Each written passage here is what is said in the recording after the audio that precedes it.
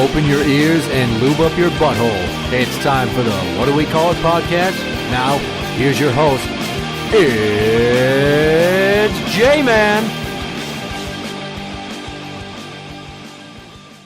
Welcome to the What Do We Call It podcast. I'm Jmann. And I'm number one fan, Tim. I had no intention of talking about this until I was in the car this afternoon during the Bumper to Bumper radio show on KFan, and they talked about the happenings of this case that I really wasn't paying attention to because, once again, black people get shot by the cops all the fucking time. And that doesn't mean it doesn't mean it doesn't matter. I'm just saying I'm numb to it now because it happens so frequently. Well, anybody getting shot happens so frequently. I don't even put a race to it anymore. Thurman Blevins. Thurman Merman. June 23rd, 2018.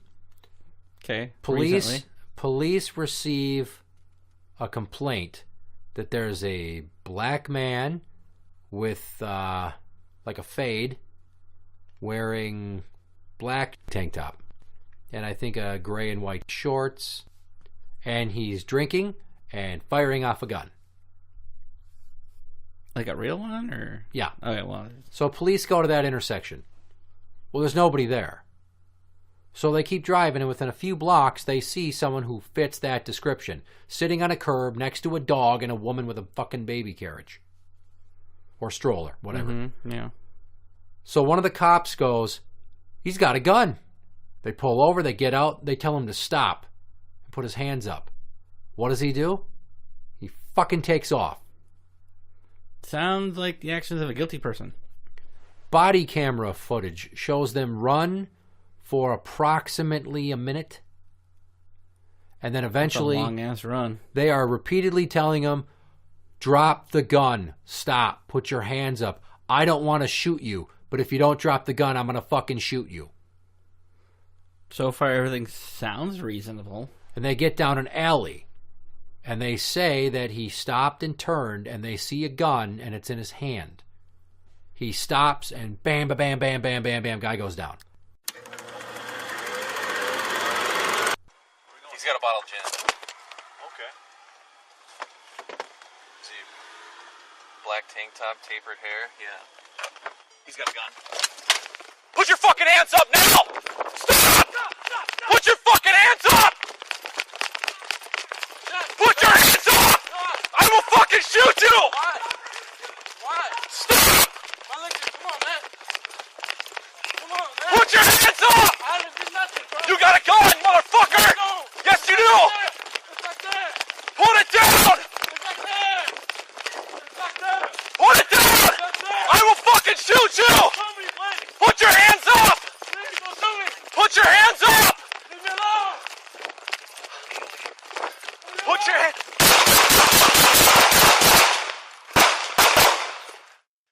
And they released the video. Now, historically, it's taken forever and a lot of public pressure, like in Chicago, for instance, for police body cam footage to be released. There's evidence, yeah. So, this gets released very fast. We're talking 5 weeks later, and the footage is released. So, Hennepin County Attorney Mike Freeman sets up for a press conference today. Mm-hmm. He announces an investigation has been conducted, and they have decided they will not be pressing any formal charges against these officers. Here's the thing. He didn't even get to announce all that. Because once he started to talk, the press conference was taken over by supporters of Thurman Blevins. Friends, family, other random assholes that are fucking screaming. Probably Black Lives Matter. So he just gets sick of it, and he dips out to the back door. He just walks away. And a short time later, he conducts a teleconference with the media to let them know what they have decided. So yeah, if you people ain't going to fucking listen, I ain't going to stand here and do this shit. I got other things I could do.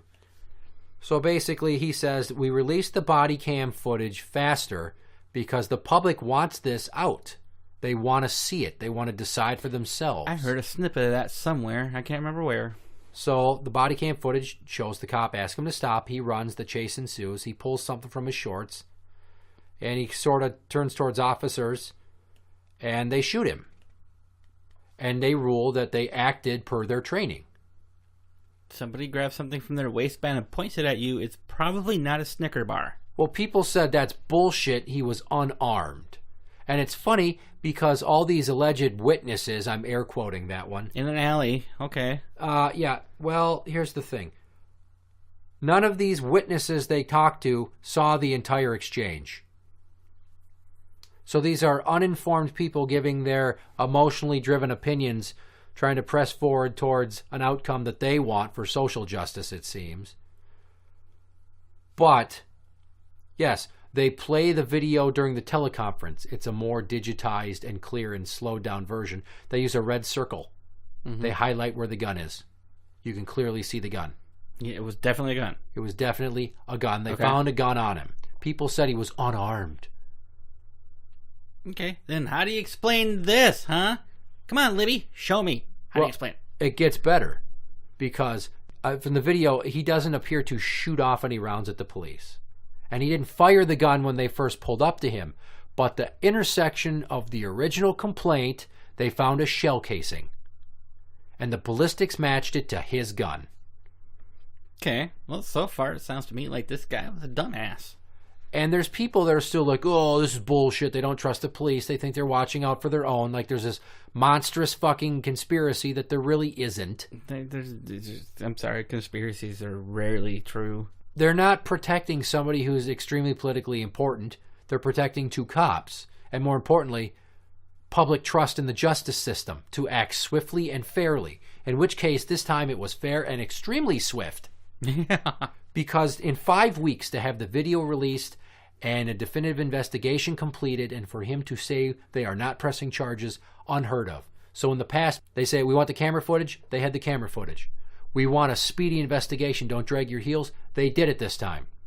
And now there's people going, well, you must have done it too fast and not paid attention. But the devil's in the details of the video. You can't fucking please everybody, especially dipshits like that. Well, that's the thing.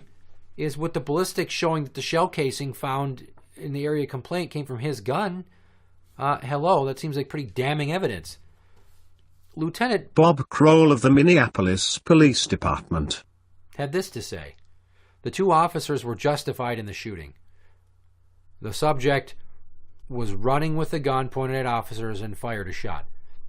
Now, he misspoke there, clearly, because the video does not show him fire a shot, and investigators never accused him of firing at officers. Okay, yeah, he just misspoke. He should have. Did he correct himself when he said that? Probably not. Did they issue a correction? They maybe will now. Okay. But they immediately underneath, when they quoted him, put underneath there, investigators never accused Blevins of firing at officers. So the media did the responsible thing and corrected him for him. Holy shit, they did? Yes, but here's what this is really bothering me now. Is you've got all the factors that they wanted. Give us the video, speed up the investigation, and they're not happy with the result because it doesn't reflect the outcome they wanted. Yeah, that's true. They're raging again now because, we can't be wrong. We want the cops to be put in jail and charged with murder just because somebody was killed. But all those people said he didn't have a gun. Well, they found one. Right. So they planted it. Right. Yeah, I'm sure somebody said that bullshit too. Yeah. It's every time one of these things happens. Look at Jamar Clark. There was a gun involved. People debate whether or not he grabbed the cop's gun when they killed him, but they found his fingerprints on the stock of the cop's gun. Look at Philando Castile. What did he do wrong? Well, he announced that he had a gun, and the cop said, don't reach for it. And the cop got crazy and shot him way too fast. Yeah. So that's two instances involving a black man who is now dead with a gun involved in the situation during police contact. And now you have Thurman Blevins, who once again, armed black man, does not obey the police, ends up dead. Now, I'd like to say that situations like these are completely independent of skin color. If you have black cop, white guy, and the cop says, put the gun down, and you have a gun, you fucking drop the gun. You don't run, you don't wave it, or they're going to shoot you. You're going to walk away from that alive. You just comply with the police.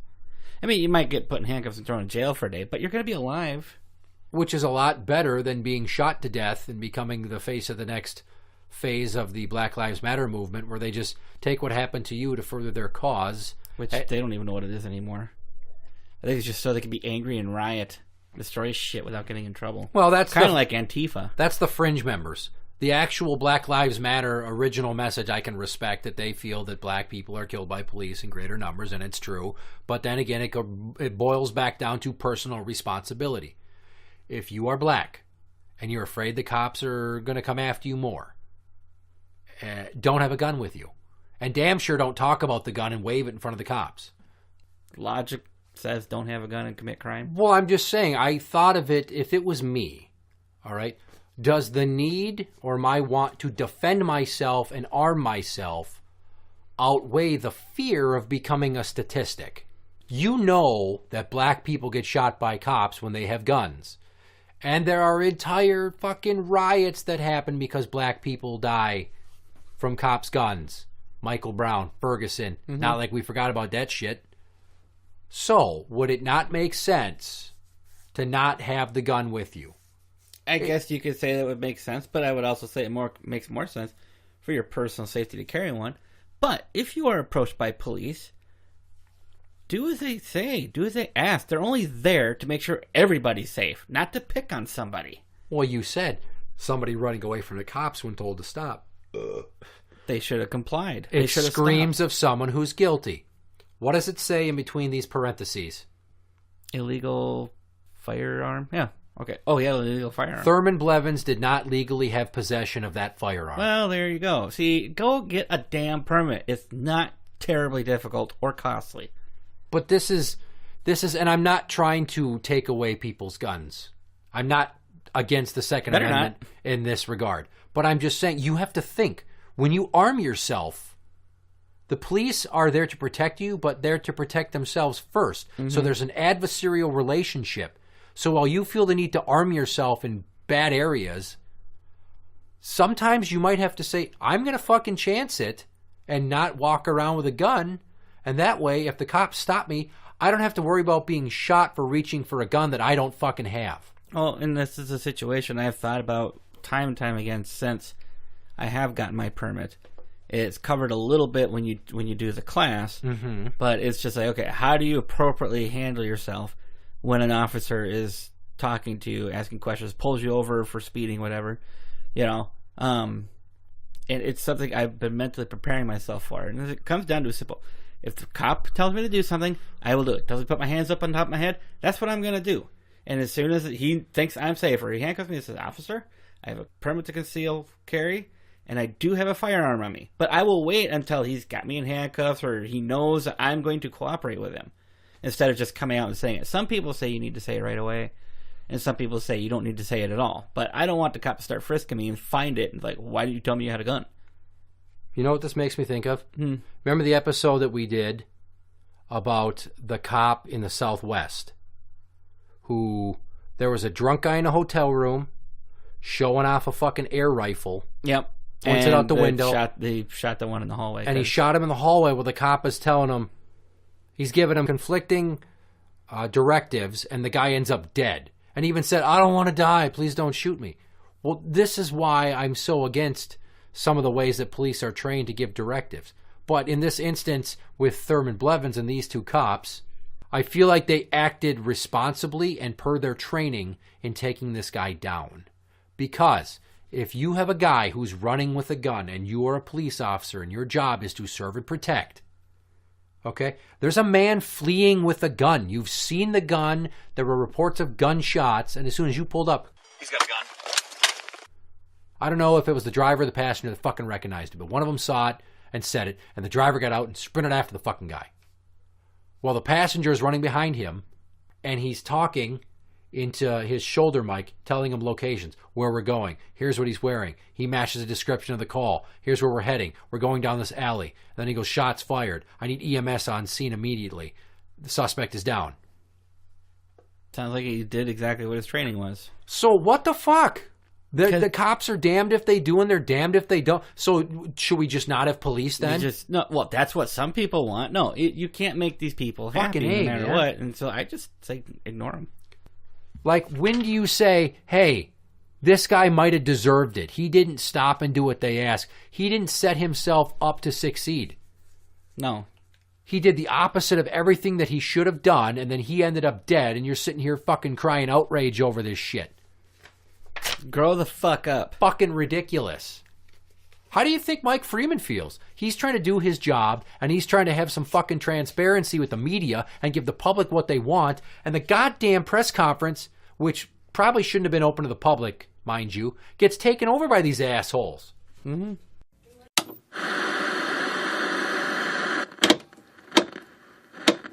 Reasonableness of police use of force cannot be evaluated from the perspective of a civilian, nor can it be evaluated with more clear vision affected by 20/20 hindsight.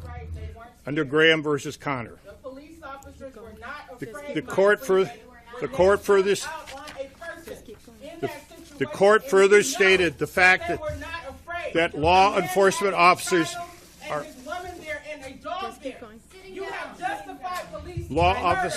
officers are required to react quickly in tense, uncertain, and rapidly evolving situations needed to be taken into account.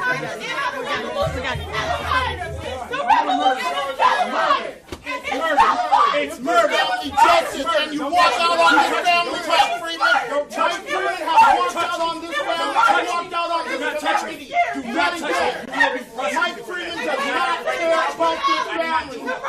You just saw Mike Freeman walk out on the victim's family. He will let these murderers walk away. He will not bring charges. Mike Freeman cannot be held accountable, and neither will these officers. Mike Freeman has failed this community again. How infuriating. And then he has to go behind closed doors and look like he's tucking tail. Now, he did the responsible thing and he did not acknowledge him. He just left. Because all you're going to do is just feed the beast if you fucking start talking to him and tell him to quiet down. And now you're trying to shut us up. Now he's trying to not let us talk. Now you don't respect. There's no winning with that situation. So he dipped out. Fine. Good. Good thinking. And then he had the teleconference with the media. The media got what they needed so they could report it to the public. Everybody's doing what they should. Mm-hmm. Except the guy that fucking died. And the people that support him. So I don't understand why it's so hard to just accept that this guy was drinking. There was a bottle of gin. And he's sitting next to a woman with a stroller. And he's got a fucking gun and he runs away. Anytime I'm going to drink alcohol, I disarm myself. I'm not going to make myself an accident. Is it any wonder that anytime they portray the Wild West, where do the shootouts happen? At the bars. At the fucking saloons. People get drunk and they fucking have all that liquid courage and they're holding a piece and they're like, let's go outside. Or they fucking start shooting up the place. Or it turns into a bar brawl and it spills out in the street and then guns are fucking flying. Mm-hmm. It's like the fucking Wild West for these people. I don't understand it. How you could be that far up your own cause's ass that facts and logic and getting what you want and basically everybody did everything right in this instance that needed to, and you're still pissed off, then you don't deserve democracy. You don't deserve to have all of your fucking wants and needs catered to the way that law enforcement did this time. No, they don't. You don't think the BCA had more important shit to do? Like, I don't know, catching up on a backlog of rape kits? Yeah. In closing, you might want to think about taking responsibility for your own actions. And then also being more considerate of the fact that your opinion is not the same thing as evidence. Of which, in this case, there was a very commanding body of that suggested everything that was already said. There was no fucking conspiracy. I'm sorry that Thurman Blevins died. Maybe he was a cool guy. I don't fucking know, but it doesn't matter because this is going to be his legacy. One day, one fucking 5-minute period that boiled down to him being... A lot of bad choices. Him looking bad, him doing bad, him dying bad, and the cops looking bad when they already are getting shit on left, right, and sideways. Interact with the show on Twitter at What Do We Call It? That is at What Do We Call It? You can find us on Facebook at facebook.com/group/What Do We Call It podcast show. For the What Do We Call It podcast, I'm Jmann. And I'm number one fan, Tim. And that's the end.